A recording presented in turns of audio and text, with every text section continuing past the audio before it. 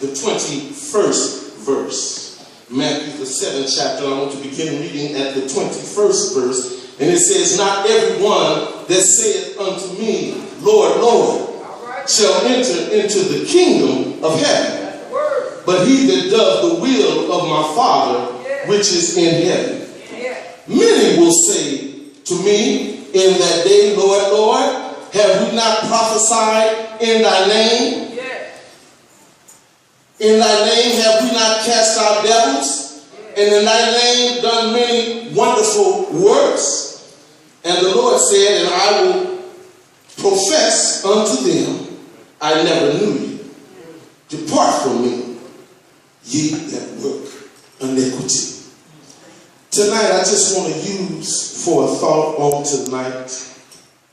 You can't do your thing and get away with it. All right, now you say that. I want to say that one more time. You can't do your thing and get away with it. Listen, as the Lord began to deal with me, he said, you need to look into that word iniquity and find out what it really means. You need to find out what iniquity means. I began to look this word up, and the Lord took me to a particular definition. It said to twist, to distort, to bend. Wickedness. A slight distortion of the real. Iniquity puts its own twist on life, values, and mindsets. Oftentimes, iniquity will start as a bended version of the truth. Now, let me give you a quick example. In the Old Testament, God said to the children of Israel, he said, once you go into the land that is flowing with milk and honey, he said, do not adapt to the ways of those foreigners in the land. Don't start adapting to their practices. Another word, don't start following their teachings. Don't follow their teachings, because it will pull you away from me. You will start worshiping their idol gods, and then in turn, the sins of the father will be visited upon the sons to the third and the fourth generations. God said, you will not do your own thing and get away with it. Now we know today that God says every man is accountable to his own sins. But I want to say to you tonight is iniquity is something sometimes that is introduced. Iniquity is something sometimes that someone shows you and you begin to adapt it, and you begin to take it, and you begin to twist it, and you begin to do things for personal gain. Listen, sometimes we say they take the word and they use it for personal gain, but that's not the only iniquity. If you taking your gift and you using it to influence some person wrong, you operate in iniquity. Listen, so let me give you an example, and I'm going to get out of the way. There was a man in the Bible by the name of Balaam. The Bible declares that Balaam was a prophet. Now understand, I don't care what you say about Balaam. People have different thoughts about Balaam, but the Bible said that Balaam heard from God, he prayed to God, and he understood God. So that means there was a relationship there. Balaam also had it, y'all. Now listen, Balaam was one that if he pronounced a cursing on you, you were cursed. If Balaam pronounced a blessing on you, you were blessed. So the word had spread about this prophet Balaam. Something had happened. There was a man that was the king over Moab, and his name was Balaam.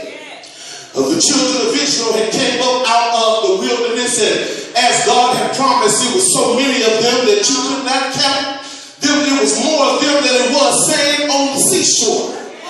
The Bible declares that when they traveled and they stopped, you couldn't even see the ground, because it was so many of them that they covered the land. And they went and they camped out near Moab and near the Moabites, and their king got terrified because the word had went out that everybody that came in contact with Israel was whooping them and knocking them down because they had God on their side. So Balak knew about Balaam, and he said, well, this man, this prophet, he'll pronounce a curse, and I'm going to get him to pronounce a curse, and if he pronounces a curse on them, them and I will be able to drive them out. So the king got a delegation together. He didn't send one, not two, not three, but he got a whole delegation together. He said, I want you to take this money. I want you to take this gift. I want you to take this to Balak, and I want you to tell him to Balaam, and I want you to tell him that I want him to come and that I want him to pronounce a curse on the children of Israel. So this delegation went to Balaam. They went to Balaam and they told him what the king had said. And Balaam said, what I need you to do, you just stay here and you just spend the night. I'm going to go and I'm going to inquire of the Lord. And listen, anytime somebody brings anything to you, you need to inquire of the Lord. Before you move to the left or move to the right, and you talking about moving out of town, you need to inquire of the Lord. Before you fall in love with his 3-piece suit and his jerry curl and his manicure and pedicure, you need to insult and inquire of the Lord. So here we find that the prophet had prayed and God said, do not go with them. God said, who I've already blessed cannot be cursed. And God said, send them away and don't go with them. So in the next morning he got up and he told them, you might as well go back because God has spoken and said, I cannot go with you. So the delegation went home to the king and they told the king that the prophet said he could not come. Well, the king, like the devil, did not take no for an answer. How many of you know that just because the devil come one time and you resist him, don't mean that he won't come a second time? You see, the devil understood that the way Balak had been raised, that there was some iniquity in him. He understood that somewhere along the way, someone had trained him to be greedy. He understood that somewhere along the way, that Balaam had something in him that caused him to want the money more than he wanted God. He knew that it was something in Balaam that wanted him to wear the bling bling more than he wanted to give God the praise. So the king said, I want you to send another delegation. But this is where you got to be careful about the devil. You see, the second delegation was bigger than the first delegation. The parade that went this time was bigger than the first parade. The king had increased the finance and the gift or the prize. The money was bigger than it was the second time. See, when the devil comes back, he always comes back greater. If you resist him the first time, the Bible says he'll flee, but don't think he won't come back. He'll come back with a greater something. He'll make the temptation greater than it was before, because he's trying to get you to bow to what he wants you to bow to. So they sent a second delegation to Balaam. And when the second delegation got there, Balaam told them the same thing. I've got to go and I need to inquire of the Lord. But let me tell you something, where the problem started right there, where the iniquity had already set in, is Balaam already in his heart was thinking about it. Balaam already in his heart was thinking, man, that money is more than I want to pass up on. But listen, it wasn't just the money, but the king had offered him prestige. The king was saying, you'll be my friend. The king was saying, I'll look out for you. The king was saying, I'll make your finances greater. But God said, do not go. God said, do not follow. But the enemy kept tempting him. Listen, I just paused by here to tell you, I don't care who called you. If Obama say, come with me. If God say, don't go, you better not go. If God say, don't go to the left, don't you go to the left. If God say, don't go to the right, don't you go to the right, because your life is at stake. When you disobey the Spirit of God, your very life is at stake. When you disobey the Spirit of God, your soul is in danger. Come on and give the Lord a hand praise. Hallelujah. So the second delegation came. He said, I'm going to go and I'm going to inquire of the Lord again. So they spent the night and he went and he inquired of the Lord. And he told the Lord, he said, Lord, they're back again. They want me to go with them. And the Lord said to Balaam this time, the Lord said, if they ask you to go, after this prayer, if they ask you to go, then you go with them. But you only say what I'm telling you to say. But as Balaam slept that night, as the greed turned in his belly, as the desire to have money, to have fame and have riches was all in his mind. The Bible says that he woke up the next morning and he saddled his donkey. He didn't even wait for them to ask the second time, but he saddled his donkey and he took off on his way to go and pronounce a curse on God's children. But because of his iniquity, because he was lawless, because he was a man of God, but failed to do what God told him to do, because he had been chosen by God, but failed to follow God's word. He said, I'm going to do what I want to do. I'm going to do what I'm going to do. I'm going to do my own thing.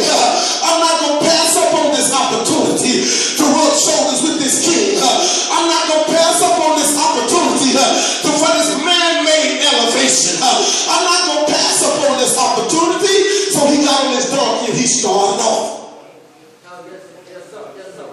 The Bible says that God got angry. He dispatched the death angel from heaven. The Bible said that the angel came down to oppose him.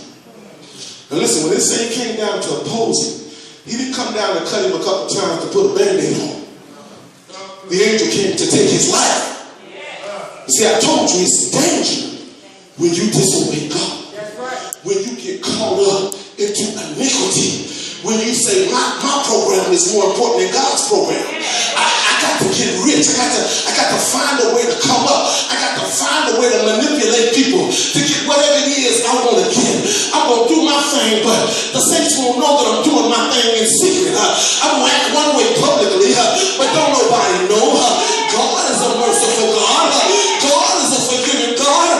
But I'm going to tell you, the Lord told me, and I'm not ashamed to tell you, he said you better practice this in your own life.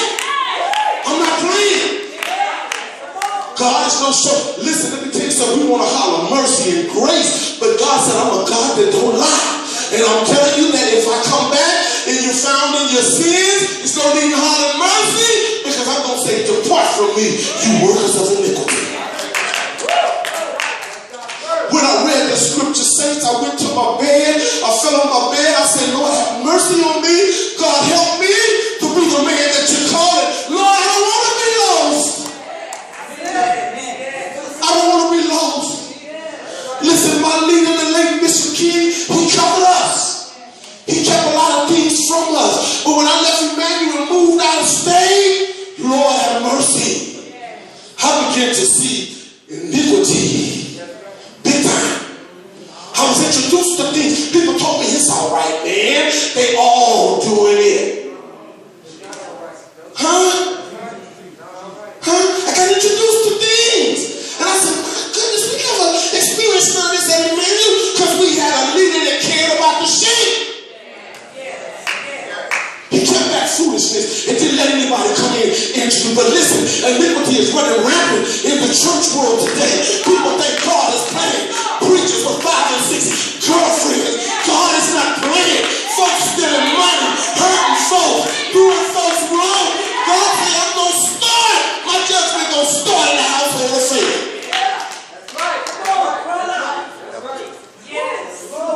Balaam was on his way, thought he was going to get paid. Had his old man, I'm going to give me 5 or 6 new donkeys. I'm going to have me some money things. I'm going to rub shoulders with Balaam, the king of Moab. But the Bible said that the angel came down and stood there in front of him.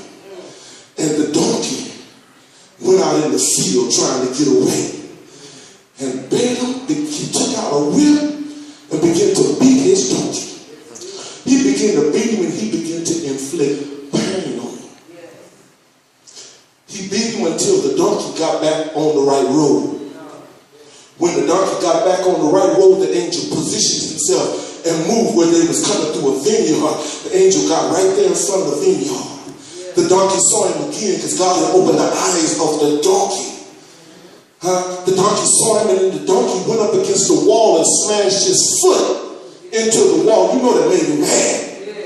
He began to beat the donkey mercilessly because the donkey was trying to save his life. And you know, when I thought about this, I'm not calling nobody no name, but some of the people that try to help you along the way, you treat them like donkeys.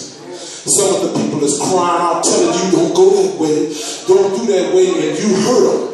You say, you don't tell me nothing, I'm not listening to you. I'm 21, now I'm 18. Mama, you can't tell me nothing.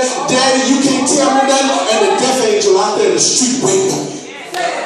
Waiting on you. Huh? Because you won't be obedient. Huh? It's waiting on you. He beat the donkey, and the donkey got on the right path, and then the angel positioned himself where there was no way you could go around. The donkey just fell to the ground. He began to beat that donkey, and then God opened up the mouth of the donkey. And the donkey, I may not say it word for word, but the donkey was saying something like this. Haven't I always been with you? Haven't I always taken you anywhere you want to go? Have I ever gave you any problems? I can imagine the donkey say, don't you know if I'm doing this, there's a reason why I'm doing this? Huh? Sometimes mom and dad used to do things I didn't understand. This is a reason why. We're trying to save you. We're trying to teach you. The donkey was trying to save his master's life because his greed was about to cause him to lose his life. His hidden iniquity. So he thought was hidden, but nothing's hidden from God. He began to beat that donkey and beat that donkey. The donkey began to speak to him and tell him. And afterward, God opened up the eyes of the prophet. And he saw the angel standing there with his sword drawn, getting ready to take his life. He fell face down and began to repent and began to ask for forgiveness. To check it out, what was cold about it. The angel talked to him and told him, he said, now listen, I was getting ready to take your life and I was going to let the donkey go free. He was the only one that was obedient in the whole thing.